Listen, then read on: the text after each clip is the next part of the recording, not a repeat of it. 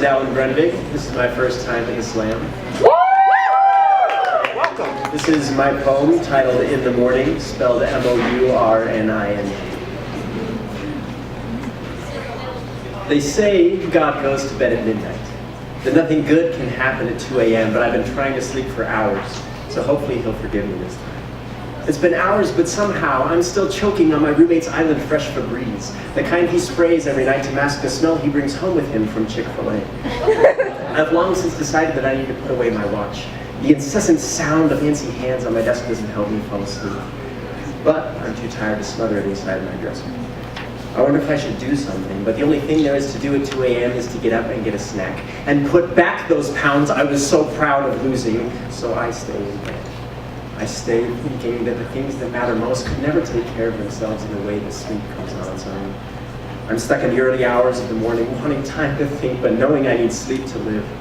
Faithfully far from rest and just as sleepy, I turn my gaze toward heaven and gaze beyond the wavy patterns on my bedroom ceiling, to the source of endless hours of inspiration in my childhood, and try to see the source of endless hours of inspiration in my adulthood. But he's been asleep for hours. And as I sit and wish to sleep, the devil drags me out of peace, since temptation is just as tempting. I feel the court jesters glaring at me, but I haven't quite heard what he said. And I know I'm on the bad end of a good joke, but I don't know whether that good joke is good enough to make me laugh, or true enough to make me cry. Woo! I'm in bed and knowing this sleep is God's peace. I'm alone with Mephistopheles in my mind, reminding me that hell is being alone, and whispering while he sits beside me that some silence is better with bad company, but I don't want his company, I want his power, and therein lies the source of my loneliness. I'm stuck between passion and peace, so God has gone to bed. He's gone to bed because he's waiting for me to wake up. He's waiting for me to get out of this nightmare and slink through those gloomy hallways that I put between us, and find my Father's bed where I can rest in blessed bliss and finally find the dreams I chase. But I'm no child anymore. Can I fight this nightmare on my own? Clearly I can, because I'm still in this fight, deciding between what I know is right and what seems okay at the time.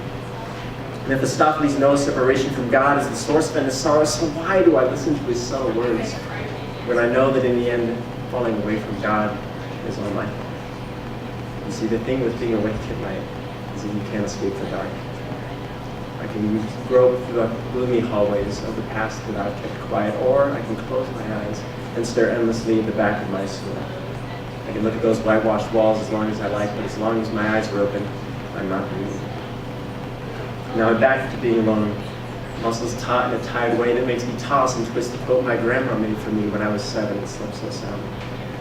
But as long as I'm awake, I'll know that in the morning I won't have the energy to move on and to get things done. At this point, I know my alarm won't wake me, so I lay awake in bed with my eyes open, hoping and praying that, unlike me, my dad will wake up early. Thank you.